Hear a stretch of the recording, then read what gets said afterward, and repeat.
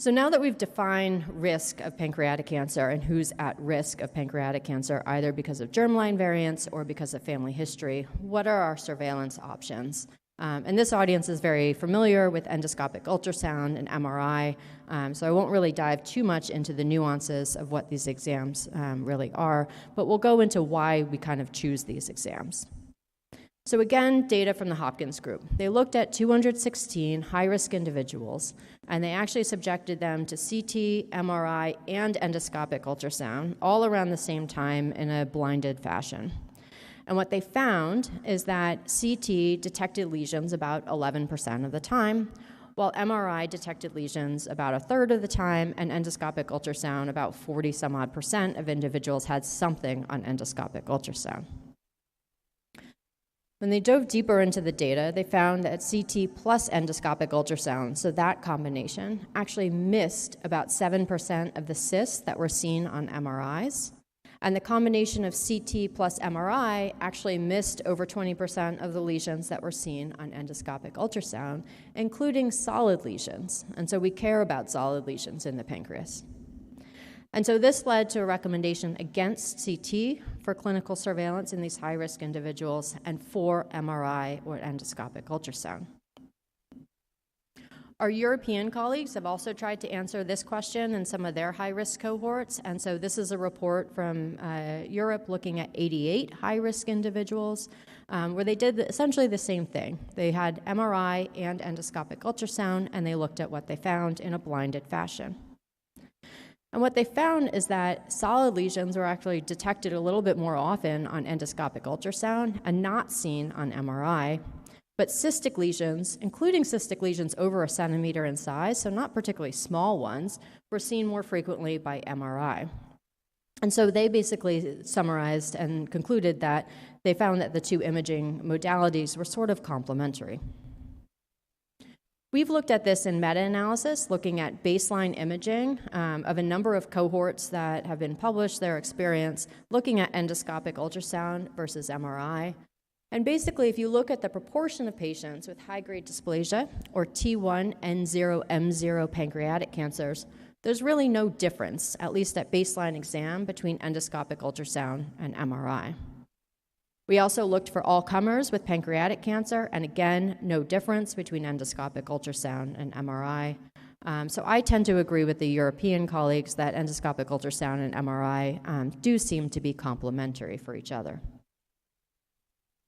When you looked at the number needed to screen to detect high-grade dysplasia or an early-stage cancer on this single first exam, the number needed to screen is around 111, which is in line with other high-risk screening populations. And it's notable that over 5% of individuals, even after first screening, actually underwent surgery. So it's important, do no harm, because a number of these individuals underwent surgery for completely benign findings. So screening for pancreatic cancer is certainly not without its downside. All right, so when should we start? When do we start to see pancreatic cancers in high-risk individuals? Well, we have some data looking at the age of onset for pancreatic cancer when there's a family history of breast, ovarian, colon, or melanoma. And so these are the cancers that are associated with some of the genes that we reviewed. And it turns out that if you have a family history of breast, ovarian, colorectal, or melanoma, the age of onset of the pancreatic cancer seems to be slightly younger than cohorts who don't have this family history. But you'll see that the inflection point for when we start to see these cancers isn't really until after the age of 50, and the average age of onset is still typically in the 60s. Interestingly, if you have a family history of pancreatic cancer, we don't see that shift to an earlier age, nor do you see it with any other cancers. And the average age of onset, again, 65, 69. Others have looked at cumulative incidence of pancreatic cancer death, and looked at actually competing causes of death. And even with 1 to 2 first-degree relatives on the top, or 3 or more first-degree relatives on the bottom, you really don't start to see that uptick in pancreatic cancers until after the age of 50. And so some of our colleagues have tried to look at the age at which to initiate surveillance and what we find on pancreatic imaging with either MRI or endoscopic ultrasound. So a little bit confusing to look at these data, but what they did on the left is they actually looked at the age of first screening, and they divided the cohort into under 40, over 40, under 45, over 45, under 50, over 50, et cetera, et cetera. And they looked at individuals at risk, those are high-risk individuals, and what they found on exam. And basically, if you look under the age of 50, you don't find anything because the patients are too young to develop pancreatic cancer or high-grade dysplasia. And so if you look at patients that are too young, you're just going to have a negative exam. Maybe people will be reassured, but you're not really doing anything for the patients. They looked also at individuals at risk with relevant lesions, and so the first box was basically cancer or high-grade dysplasia, and then relevant lesions were basically just slightly less dysplastic lesions. And once again, you really don't find anything meaningful if you look under the age of 50. And if you look back at our meta-analysis and all the cohort studies that have been published, the mean and median age for most of these studies is actually in the early to mid-50s. And so if you shift that age where you start surveillance a little bit later, your number needed to screen will likely come down if the age of your surveillance cohort shifts to what we think of now as a more appropriate surveillance age. All right. So what about survival? This is a big topic that comes up all the time. The criticism about any screening is always around lead, lag time biases, so on and so forth.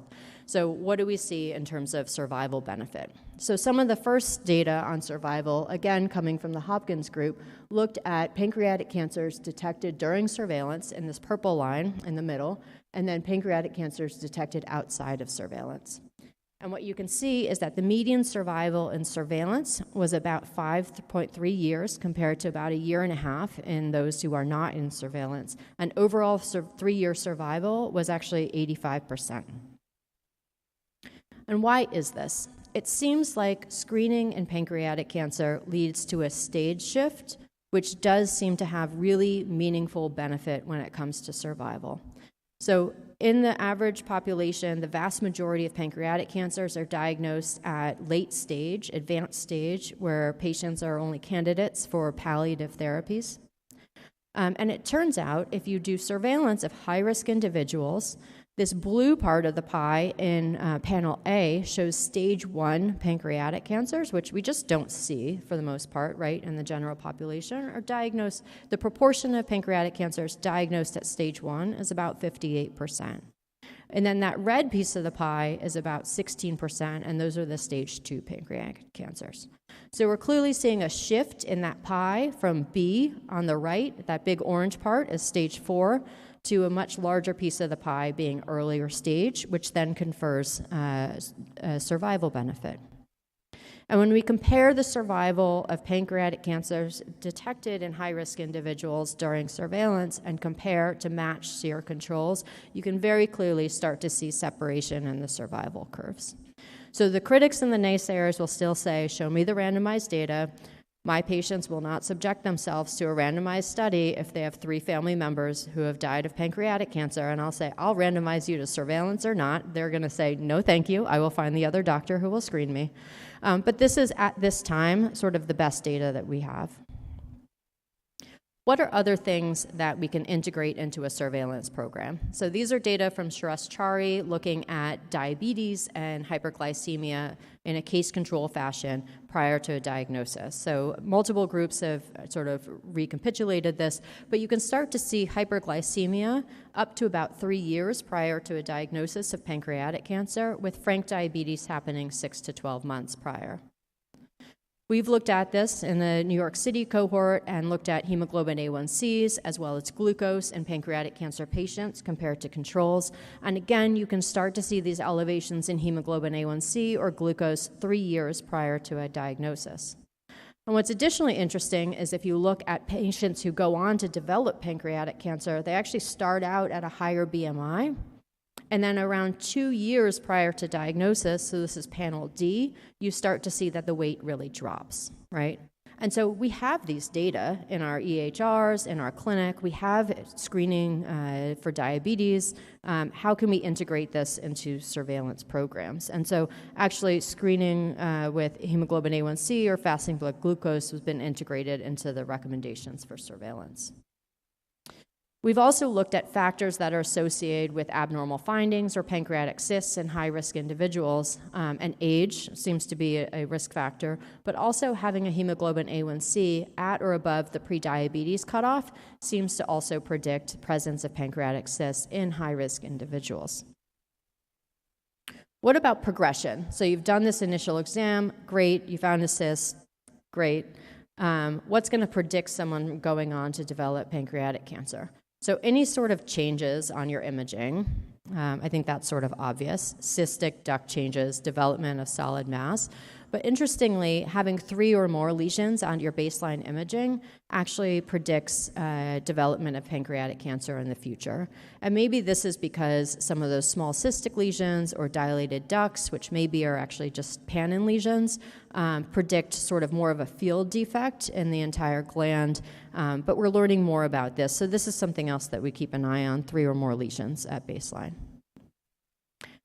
I have to insert a word of caution. So every single cohort on screening for pancreatic cancer and surveillance is 90+% white. Surveillance data, all Western European cohorts, and then treatment data are all basically from European cohorts. But we know that pancreatic cancer risk is greater in non-white populations. And so we really need to figure out what risk looks like in other non-white, non-European populations and how to best perform surveillance. Okay, so what are the guidelines and where do we stand in 2024? So in the very end of 2019, the NCCN, which is the National Comprehensive Cancer Network, this is a group who makes guidelines, evidence-based guidelines for largely treatment of a variety of different cancers, but also high-risk prevention and early detection, actually added pancreatic cancer to their breast and ovarian high-risk genetic assessment. What they did that was interesting is that they made a recommendation for genetic counseling and germline testing, essentially for everybody with pancreatic ductal adenocarcinoma. So to answer the question about who should get testing, it's basically universal testing for pancreatic cancer right now. And if those individuals are no longer available, if they've passed on, then their first-degree relatives, so their children or their siblings typically, are candidates for genetic testing. And the minimum panel that should be tested essentially includes the genes that we've already reviewed today: ATM, PALB2, the Lynch syndrome genes, and then the highly penetrant genes like CDKN2A, STK11, and P53. Around the same time, ASCO issued a provisional clinical opinion also recommending that everybody with pancreatic cancer undergo some sort of hereditary risk assessment. They didn't really say genetic testing, frankly.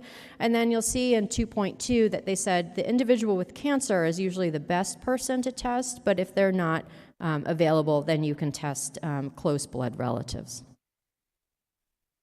And the reason for this isn't just because 4 to 10% of pancreatic cancers seem to have a germline susceptibility gene in them, but because now we can start to offer targeted treatment for our patients with BRCA1 or BRCA2 mutated pancreatic cancer, perhaps with PARP inhibitors, and our patients with Lynch syndrome can consider immunotherapy or other targeted therapies.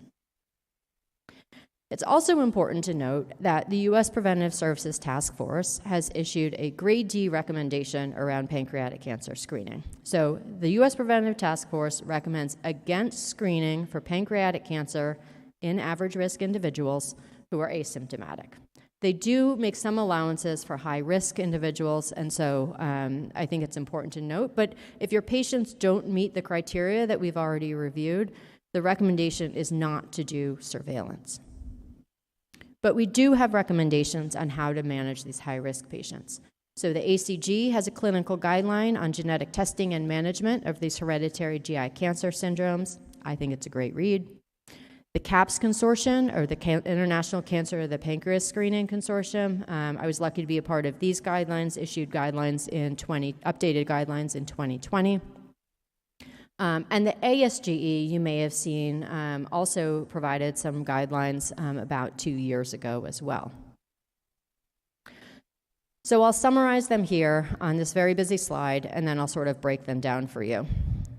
So I typically think of my moderate penetrance or low penetrance genes. Those are the ATM, the PALB2, the Lynch syndrome genes as one group. And for these individuals, I typically start surveillance for them when they have an affected first or second degree relative, typically on the same side that we know the gene comes from. We don't always know this, starting around the age of 50. For the high penetrance genes, the P53, STK11, PRSS1, we often do screening or surveillance even in the absence of a family history, and we start a little bit younger. And then there are the groups of the familial pancreatic cancer kindreds who hopefully have already had negative germline multi-gene panel testing. And when you have your patient who's a first-degree relative of one of these FPC kindreds, typically I start around the age of 50, sometimes 55, or 5 to 10 years younger than the youngest affected person in the family. But we just got an update 3 days ago from the NCCN, and what they did was they actually added that individuals with pathogenic or likely pathogenic germline variants in ATM or BRCA2 could actually consider surveillance starting at the age of 50, even in the absence of a family history. And I think the reason for this is because, the group, those low to moderate penetrance genes, that group is actually pretty heterogeneous. And it seems like ATM and BRCA2 probably have a slightly increased, compared to the other genes, risk of pancreatic cancer, likely around the 5 to 10% lifetime risk. And so this exceeds a threshold of around 5% lifetime risk, where you can start to offer surveillance for these individuals. The how of how we do that and screen and do surveillance for all of these individuals is a whole nother question and a whole nother Pandora's box, but these are the updated recommendations from the NCCN. So how do we do it? Baseline imaging typically includes endoscopic ultrasound or MRI, and follow-up imaging is basically rinse and repeat, and you do the same thing. If there are no concerning findings, you repeat on an annual basis. And the targets, what are we trying to find? Early stage surgically resectable cancers, high-grade dysplasia, so this is PANN3 or IPMN, cysts with high-grade dysplasia, or neuroendocrine tumors larger than a centimeter in size. What does the future look like? I already mentioned we already have a lot of data in our EHRs, in large cohorts. AI is everywhere, and so AI is also in pancreatic cancer. And so there are groups looking at deep learning algorithms to be able to predict pancreatic cancer. AI is also in radiomics, and so we have these big cohorts of individuals who have already had MRIs, endoscopic ultrasounds, so there are groups looking at, whether there are ways that we can detect subtle changes that are perhaps beyond the endosonographer or our radiologist's eye that can predict concerning changes towards pancreatic cancer. And then Dr. Lieberman yesterday also mentioned all the biomarkers and early detection options. With the pancreas, there are over 4,000 to 5,000 papers published in the last decade. We have, blood, liquid, tears, saliva, stool, everything. And so you'll hear more about pancreas cancer-specific blood tests as well as some of the multi-cancer early detection tests. All right, so back to our case. Our 74-year-old man with 2 siblings with pancreatic cancer clearly meets the criteria for FPC. He is a first-degree relative of 2 affected family members. When patients see me in the office, they meet with both me and a genetic counselor to undergo a risk assessment, and our genetic counselors go through these painstaking 3-generation pedigrees, and so this is what his family tree looks like. He had blood drawn for a multi-gene hereditary cancer panel. These are all the genes that were tested for him, and we recommended surveillance with an MRI. On the top in panels B and C, you see that his MRI showed us about a 3-centimeter cyst in the pancreas, and then we recommended he have an endoscopic ultrasound, which actually showed that the cyst had 2 nodules inside of it. Around the same time, his genetic testing started coming back negative, so he's clearly an FPC kindred, and these are high-risk, worrisome features, and so he was recommended to undergo surgical resection. He enrolled in our research studies, our registry biomarker studies, and his pathology came back with an IPMN with high-grade dysplasia. So this is clearly target of surveillance, and his family members now are in surveillance, and so I see kind of like the whole family tree in the office. And I actually saw him last about 2 weeks ago, and so it's been over 10 years, and so do the math, he's in his mid-80s now, and so we had a little breakup conversation about stopping surveillance. And so we agreed and engaged in some shared decision-making that it was, what are we going to do if we find something at this point? And so we agreed that, it's been enough, and we've agreed to stop his surveillance at this time. So to summarize, there are several genetic syndromes that really contribute to this heterogeneous pancreatic cancer risk. There's a gene by environment factor that we don't fully understand. There's clearly a window where we can detect precancerous lesions, and we're starting to see data around survival benefit. And then I feel strongly that genetic counseling and testing is really an important part about multidisciplinary management of these patients. So I'll leave you with these take-home points, which is basically don't start too early. I have a lot of patients come to me and they've already started having MRIs in their 30s. It's a long stretch, right? And this is annual imaging. So if you start someone in your 30s, you're committing them to really 50 years of surveillance, and that's a lot. So 50 or so, or 5 to 10 years younger than the youngest person in the family. Don't do too much. So I have a lot of people who are getting imaging every 3, 6, 9 months, and I talk to them, you can't live in a scanner. Okay, so annual imaging is typically what we recommend, and we usually recommend endoscopic ultrasound or MRI. So I thank you for your time and your attention, and I think we have questions in a panel later on.